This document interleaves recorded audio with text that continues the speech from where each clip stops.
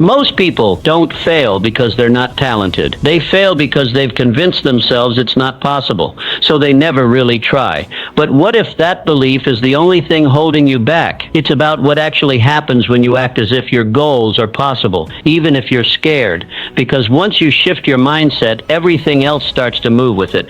One, believe as if the future already belongs to you. There is a force far more powerful than talent or education. It is belief, and until you possess it, all your potential sleeps like a lion in chains. Belief is not a wish. It is not hope. It is the inner knowing that what you desire is already yours. When you believe with unwavering certainty, when your heart and your mind align in agreement with your future, you tap into the hidden engine of creation. Belief doesn't simply change what you do, it transforms who you are. It elevates your identity until the impossible bows before your conviction. Understand this truth. Most people float through life with weak intentions. They wish things would change. They hope for a breakthrough, but they do not believe. The Apostle Paul said in Romans 4:17 that faith calls those things which are not as though they were. That's not poetry. That's a law of the mind. The person who acts as if it already is will always outperform the one who waits for proof. Your belief must come before the evidence. The evidence does not build the belief. The belief commands the evidence to appear. Take possession of your mind. Dominate it. Train it. You must become the guardian of your thoughts, refusing to entertain doubt, fear, or hesitation. These are lies, smoke, shadows that dissolve the moment you shine the spotlight of belief on them. The world will offer you reasons to stop, to wait, to shrink, but you must reject them all. You must say, I do not negotiate with my destiny. For what is real is not what others see, it is what you decide to be real. John D. Rockefeller understood this. Born into obscurity, surrounded by scarcity, he believed from the earliest days that he was destined to build empires. He did not wait for others to crown him successful. He carried that crown in his posture, his voice, his actions, even as a young man earning meager wages. He was not pretending. He was proving a reality already established in his spirit, and the world eventually caught up. So must you. Your belief is the seed. Your daily actions are the water. Your persistence is the sunlight. Together they create a harvest that others will call miraculous, though you knew it all along. This is not fantasy. It is principle. It is the same law that has governed every man or woman of significance who rose from nothing to greatness. Nurture your belief. Feed it daily. Speak to it. Visualize it. Act on it. Protect it from the weeds of cynicism and the thorns of delay. Because when your belief becomes strong enough, nothing can stand against it. No circumstance. No setback. Belief makes you unstoppable. And one day, when the world stares in wonder at what you've become, you will smile, not in surprise, but in recognition. For you knew it long before they did, because you believed. To rewire your mind to expect victory.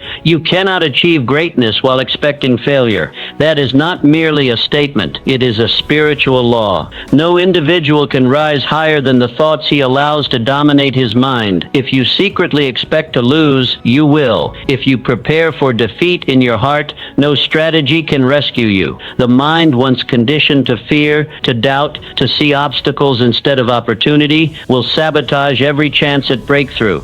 And this sabotage is not loud. It is subtle. It appears in hesitation, in procrastination, in excuses. You will call it wisdom or realism, but it is fear in disguise. But here is the liberating truth. Just as the mind was trained to doubt, it can be trained to expect victory. It is not fixed. It is fertile. It grows what you plant. Proverbs 23:7 declares, As a man thinketh in his heart, so is he. This is not poetry. This is law. Your mind is the factory of your fate. What you feed it will manifest as your experience. Feed it fear, you harvest failure. Feed it faith, and you will see possibilities stretch before you like a sunrise after a long night. So each morning, you must take possession of your mind before the world lays claim to it. Speak your vision aloud. Command your inner world before the outer world can impose its noise. See yourself already victorious, already walking through the doors you once thought were locked. Think in terms of abundance, not scarcity. Speak of potential, not limits. Expect good. Prepare for progress. Let no negative image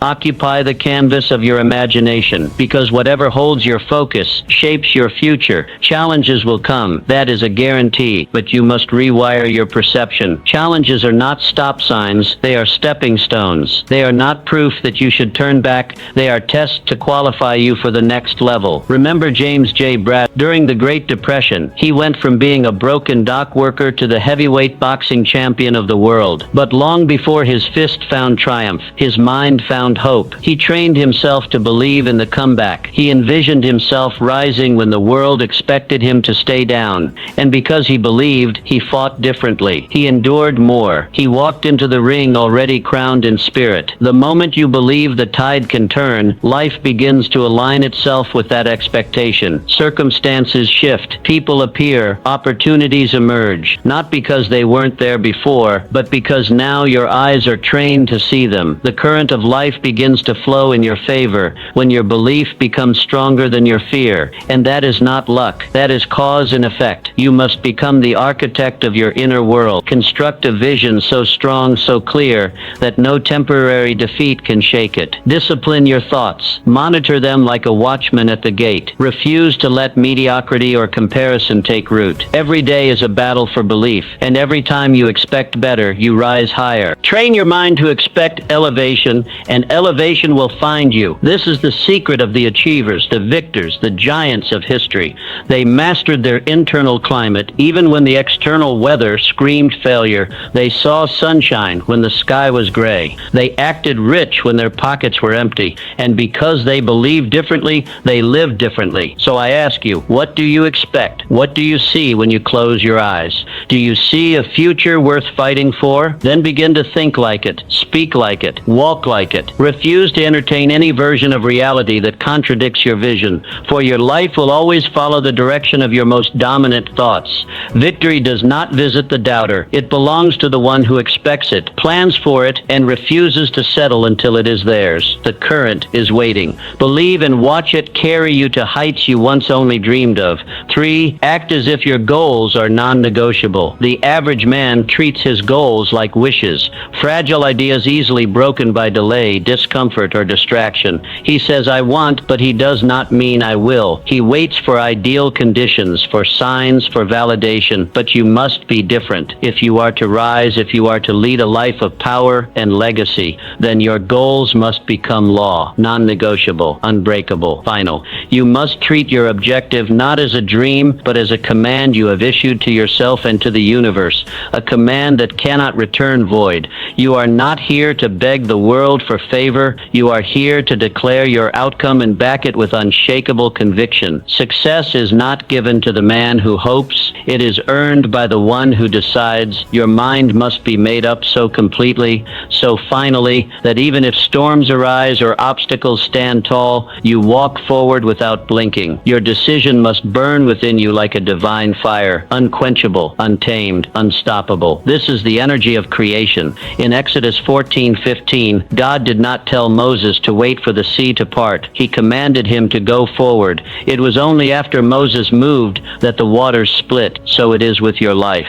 The path does not appear before your step. It appears because of your step. Most people wait to see the full staircase, but power belongs to the one who climbs with faith in his feet. Do not wait. Move. Even when the road looks like ocean. Madam C.J. Walker understood this. Born into poverty as a washerwoman's daughter, she could have accepted the script handed to her by society, but she did not. She rewrote her story. She did not treat her goal as a gamble. She treated it as a destiny. She acted quickly, built strong alliances, learned relentlessly, and moved with a sense of divine urgency. She didn't have time for excuses, for doubts, or for the opinions of lesser minds. Her belief became her armor. Her goal became her law. You must now do the same. Carry yourself not as someone hoping for transformation, but as someone already becoming the future you envision. Your walk must change. Your voice must deepen with certainty. Your eyes must reflect a soul that has decided. When you speak, the world should hear the echo of inevitability. When you move, the ground should sense purpose. This is how how kings and queens are forged. Too many dreamers fail not because their goals are too high,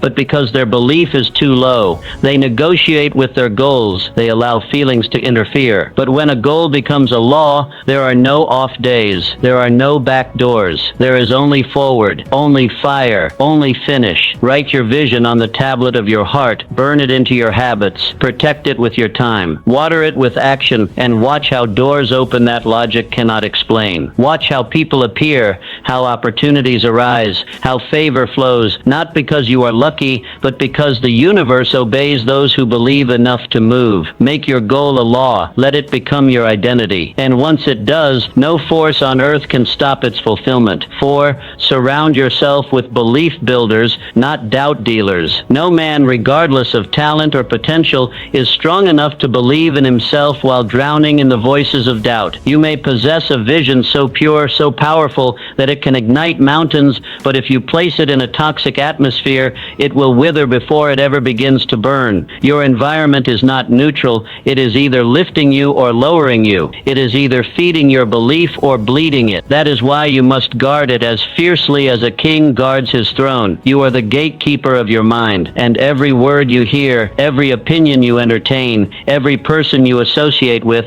enters your mental fortress either as a builder or a breaker. In 1 Corinthians 15:33, the scripture warns us plainly, bad company corrupts good character. This is not merely a moral warning, it is a strategic one. For just as wrong company can erode your belief, right company can multiply it. The words you absorb today will echo as actions tomorrow. Your belief does not exist in a vacuum. It is shaped by the conversations you have, the energy you absorb, the standards of those around you. This is why you must deliberately choose your tribe. Surround yourself with visionaries, people who speak to your purpose, not your past, people who fan your flame, not smother it. If those in your proximity do not challenge your doubts and call out your greatness, they are not allies, they are liabilities. Booker T. Washington, born into slavery and limitation, rose to become a national leader in education and upliftment. How? Not by wishful thinking, not by raw talent alone. He surrounded himself with mentors,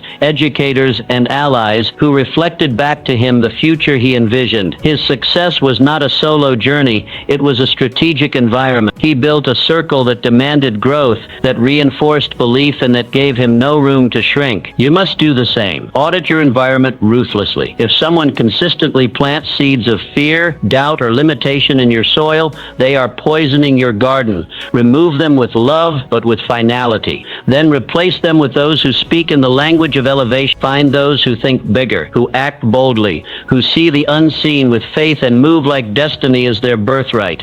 Iron sharpens iron, and your belief will never grow to its fullest strength in isolation. You need shared vision. You need voices that echo your conviction. You need people who say, let's go higher, when your mind whispers, maybe we should stop. Because belief is not only an internal fire, it is a collective flame. It becomes stronger when others breathe life into it. Plant yourself in rich soil, in communities of courage, in rooms where your dreams feel small, not because they are, but because those around you dream even bigger. Your tribe is your multiplier. Their presence becomes your momentum. Their words become your armor. Their standards become your expectation. And once you are firmly rooted in the right environment, belief becomes natural. It no longer has to be forced. It becomes your default setting. And from that place, there is no mountain too high, no goal too bold. Because now your belief is not just your own, it has become ours. And collective belief moves faster than any obstacle in its way. 5. Rewrite your past by reinterpreting it. Your story is not what happened to you. It is how you tell what happened to you. Every event, every heartbreak, every closed door is not your identity. It is raw material, and like any raw material, its power lies not in what it is, but in what you make of it. Most people wear their pain like a prison sentence. They rehearse it, replay it, relive it, until it defines them. But champions, builders, and visionaries do something different. They take their wounds and forge them into wisdom. They stop asking, why me, and begin asking, what now? You must understand this truth. Your past is not a verdict. It is a classroom. Every failure you endured, every betrayal you survived, every delay you hated was not there to destroy you. It was there to develop you. In Genesis 50:20, Joseph tells the very brothers brothers who sold him into slavery. You meant evil against me, but God meant it for good. That is not denial. That is dominion. It is the power to reinterpret your scars,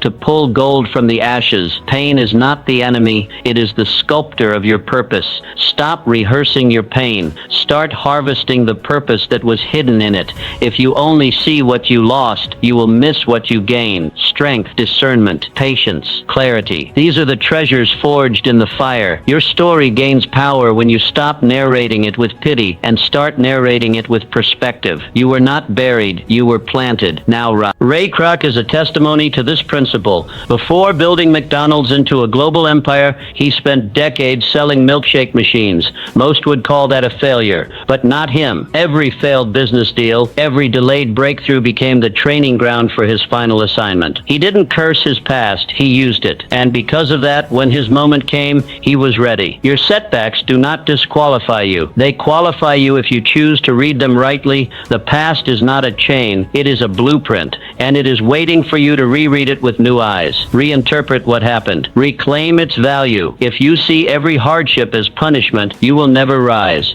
But if you see it as preparation, you will step into your future with power. You are not the product of what happened to you. You are the architect of what comes next. Carry your history not as a wound, but as a weapon. Let your scars speak not of defeat, but of endurance. Let your history be a platform, not a prison. The greatest leaders in history did not rise because they were untouched by pain. They rose because they redeemed their pain. They gave new language to old events. They wrote new meaning over old memories. You must now do the same. Begin to bless your past. Speak life over it. Say, that taught me, that trained me, that was necessary. Because when you bless your past, your future opens with grace. The gates swing wide, the atmosphere shifts, and you begin to move, not with regret but with revelation. Your story is a sword. Wield it. Let your testimony be a declaration that pain was never the end. It was only the beginning of your power. Use challenges to sculpt your belief. Your belief is like a muscle. It does not grow in comfort, but under pressure. Without resistance, your faith remains flabby, soft, and untested. It may sound good in speech, but it has no strength in battle. Just as muscles tear before they rebuild stronger, your belief must be tested before it becomes unshakable. And this is not punishment. It is preparation. James 1:2 tells us plainly, "Count it all joy when you fall into various trials, knowing that the testing of your faith produces endurance." Trials are not barriers to destiny. They are bridges to it. We must stop viewing challenge as something to avoid. It is the gymnasium of the soul. Every hardship, every delay, every disappointment is a weight that when lifted builds inner might. Challenge is your sculptor. Let it carve away your doubts. Let it chisel your excuses. Let it define your edges and reveal your essence. The very pressure you resist is the pressure designed to reveal your power. When the world pushes you back, push harder. When your plans collapse, build smarter. The test of belief is not in how loudly you declare it when things are easy, but in how firmly you stand when everything shakes. Faith that only functions in fair weather is not faith. It is fantasy. But belief that stands its ground in the storm becomes invincible. George Washington Carver, born into slavery, orphaned, and denied access to most opportunities, he had every reason to fold. But he did not fold. He focused. He studied the peanut, a simple, overlooked crop, and extracted over 300 inventions from it. Paints, oils, plastics, medicines. Where others saw limitation, he saw innovation. He turned resistance into revelation. His adversity became his advantage. That is how you must begin to view every setback. Not as evidence of failure, but as opportunity in disguise. When pressure comes, let it press you into purpose. When delays appear, let them deepen your discipline. When opposition rises, let it refine your strategy. Each trial becomes your trainer. Each hardship becomes your hammer. And you become forged like steel. Your belief does not become unstoppable because it avoids fire. It becomes unstoppable because it walks through fire and emerges forged. The ones who achieve greatness are not those with easy paths, but those who learned how to turn pressure into progress. They don't just survive, they transform. So the next time you face a wall, don't retreat. Let that obstacle become your exercise. Let resistance become your routine. You are not losing time when you face difficulty, you are building the very traits required for your destiny. Every great structure requires deep foundations, and foundations are built through force. Let every trial remind you of who you are becoming. Let every hardship remind you that belief is not passive. It is active. It is gritty. It is determined. You are not meant to be crushed by life. You are meant to conquer it, but only if you embrace the pressure that molds you. Let every setback become your setup for comeback. Let every valley become your proving ground. And when it is over, let the world see a version of you that could only have been built in the fire, because belief, when tested, becomes truth, and truth, once embodied, becomes power. Practice speaking with the tongue of belief.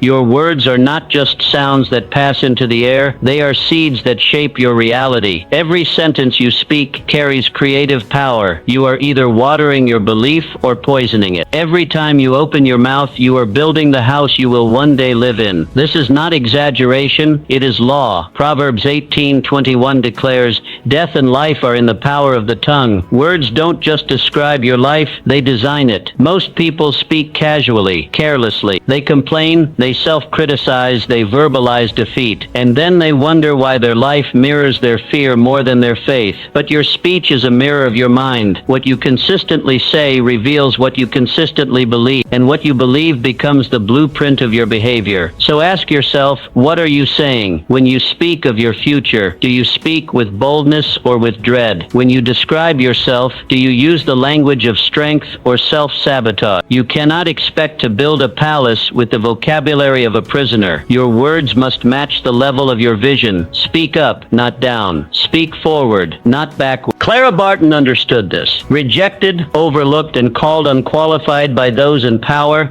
she refused to let the world write her identity. She wrote her own. She called herself capable, needed, and prepared long before others recognized it. She used her words as armor, as a weapon, as a foundation, and eventually the world caught up to the reality she had already declared. You must do the same. Begin to speak life into your vision. Say aloud, "I am chosen. I am prepared. I am rising." Let these words become your rhythm, your daily declaration. Let them echo in the chambers of your mind until your actions align with your speech, because words do not return empty. They create what they were sent to build. Speak with precision. Speak with purpose. Don't speak based on how things look. Speak based on how you are determined they will be. Say what you want until you see what you say. This is not delusion. It is discipline. It is the ancient art of calling things forth with faith. Just as Romans 4:17 says, "God who gives life to the dead and calls those things which do not exist as though they did."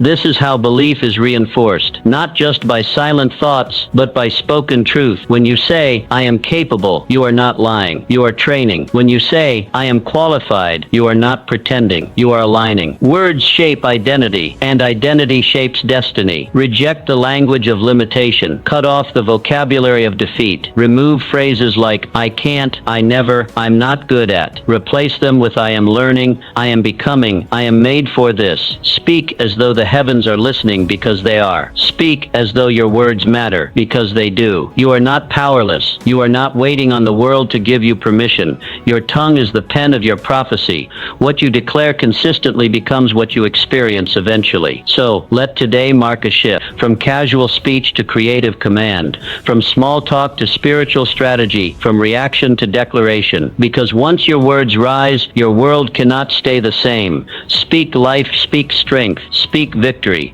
and keep speaking it until what you say becomes what you see. Set your vision in stone, but your path in sand. There is a difference between the goal and the method. The goal is your North Star. It must be fixed, clear, and unshakable. But the method, the path you take to reach it, must be as flexible as water. Too many people confuse the two. When one plan fails, they abandon the dream. When one door closes, they assume the vision was wrong. But destiny is not a straight line. It is a winding road, and your ability to adapt determines how far you travel. The Israelites had a promised land. That destination was never in question. But the journey, it was filled with with deserts, delays, battles, and turns they never expected. They wandered, they adjusted, they grew, and yet the promise never changed. The lesson is this: your method may need to change 100 times, but your goal should remain untouched. If one route closes, find another. If one door locks, knock on the next. If the map tears, draw a new one, but never lose sight of the treasure. Andrew Carnegie is a living testimony to this principle. He did not begin as a titan of industry. He began as a bobbin boy, earning a few dollars a week in a cotton factory, but he didn't let that starting point define his ending. He climbed, he pivoted, he educated himself. He formed strategic alliances. When one opportunity dried up, he found another. He did not treat blocked paths as dead ends. He saw them as invitations to invent a new route. His goal was greatness. His method, constantly evolving. You too must learn to bend without breaking. A tree that refuses to sway in the storm will snap, but a tree that leans with the wind remains rooted. So it is with your purpose. Rigidity in vision is strength. Rigidity in process is folly. The world is constantly shifting. You must shift with it. What worked yesterday may not work today. What was once a strength may now be obsolete. Wisdom is the ability to discern the difference. Never confuse a detour with a dead end. Just because life takes you in a circle doesn't mean you're lost. Sometimes the long way becomes the right way. What matters is not how straight your path is, but how steady your spirit remains. Keep your eye on the mountaintop, even if the trail disappears beneath your feet. Vision will carry you when visibility is gone. Build your plans with determination, but walk with humility. Be prepared to abandon methods, not missions. Be quick to shift tactics, not targets. And above all, be rooted in the why, even as you modify the how. This is the strategy of champions. Clarity of purpose, flexibility of approach. Flexibility is not weakness. It is wisdom with vision. It is strength that knows how to move. The most dangerous thing you can do is cling to a broken plan out of pride. Adjust, rethink, rebuild, not because your goal has failed, but because you are wise enough to evolve with the terrain. So as you pursue your purpose, remember this: the method is the servant, not the master. Let your dream stand like a mountain. Let your method flow like a river. And no matter how often the path twists, never question the destination. Stay fixed in your goal. Stay fluid in your method, and you will arrive stronger, wiser, and exactly where you were always meant to be. 9. Take full ownership of your power to choose. Everything in your life begins with a decision. Not a condition, a decision. Far too many wait for the perfect time, the right mood, or the ideal circumstances to act. But life does not reward hesitation. It rewards clarity. It rewards boldness. Deuteronomy 30:19 issues a divine command. I have set before you life and death, blessing and cursing, therefore choose life. This is not a suggestion. It is a call to power, because choice is the steering wheel of destiny. Where your life goes next is not up to luck. It is up to what you decide now. People do not fail because they lack talent. Most fail because they never truly decided to win. They hovered, they postponed, they gave themselves too many options. And indecision, though it feels safe, is the slowest form of self-destruction. Every dream you delay becomes a seed that never grows. Every excuse you entertain becomes a wall that blocks your future. But the moment you choose, truly choose, everything changes. Your moment of decision is your moment of power. That's when the tides begin to turn. That's when momentum ignites. That's when the universe, circumstances, and people start responding to your internal authority. It is not your resources that make the difference. It is your resolve. The world honors the man or woman who moves with conviction. Harriet Tubman is one of history's clearest examples. She was born into slavery, a condition so brutal it could have paralyzed her spirit, but she chose freedom. And then, with even greater courage, she chose to return again and again to rescue others. She did not wait for permission. She did not wait for laws to change. She moved in spite of the danger. Her decision gave her divine momentum.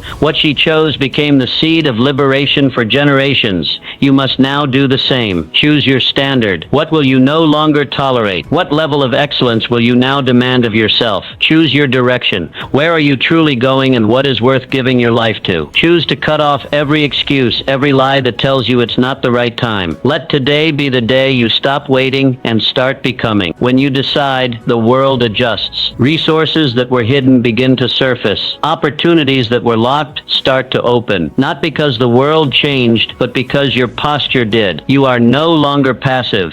You are no longer rehearsing what could go wrong. You are acting from a place of certainty, and that certainty carries weight. Understand this. Indecision is the thief of destiny. It steals your momentum. It erodes your confidence. It keeps you walking in circles when you were called to take territory. But decision creates alignment, and alignment creates acceleration. The moment you choose with finality, your energy, habits, relationships, and environment begin to reconfigure around your new direction. Make the choice today, not tomorrow, not when things feel perfect. Now, decide who you are. Decide what you stand for. Decide what you are building, and then act like it. Speak like it. Walk like it. The greatest lives are not born from chance. They are carved from decision. Greatness begins the moment you say, no more waiting. I choose now. That single act of decision holds more power than a lifetime of wishful thinking. Because once you decide, the rest of your life begins to follow suit. So choose. Choose with courage. Choose with fire. Choose life. And never look back. 10. Believe that you are meant to rise. You were not born to crawl. You were born to rise. Within you is more than breath and bones. There is a divine assignment, a call that echoes through every season of your life, waiting for you to answer it. Jeremiah 29:11 proclaims, "For I know the plans I have for you, plans to prosper you and not to harm you, plans to give you hope and a future." These are not casual words. They are heaven's declaration over your life. You are not a mistake. You are not a product of random events. You are a vessel of purpose, designed with intention and released into this world with significance. The world may have dismissed you. Circumstances may have tried to confine you, but destiny knows your name. Heaven has kept the records, and your time is not coming. Your time is now. Walk like someone who carries destiny in their bones. Let your posture declare that you are here on assignment. Speak like someone who has something sacred to say. Your words should carry the weight of vision, not the fear of rejection. Act like someone whose moment has come, because it has. Helen Keller, though born without sight and sound, refused to accept limitation. She could have stayed hidden in silence, but instead she became a voice for millions. She did not wait for the world to offer her a platform. She created one. She believed her life held meaning, and she fought to express that meaning against every odd. And because she believed, others began to believe too. So must you. Your life is not small. Your vision is not invalid. You do not need anyone's permission to rise. What lives inside of you is sacred. You must protect it, nurture it, release it. Your journey, with all its detours and delays, has prepared you for this moment. Nothing has been wasted. You must believe this. Your time is now, not tomorrow. Not when you feel more qualified. Now, when you step forward with fire in your spirit and certainty in your heart, you activate forces seen and unseen. You send a signal to the world that you remember who you are, that you were not born to crawl in fear or live in shadow. You were born to rise, and rise you shall.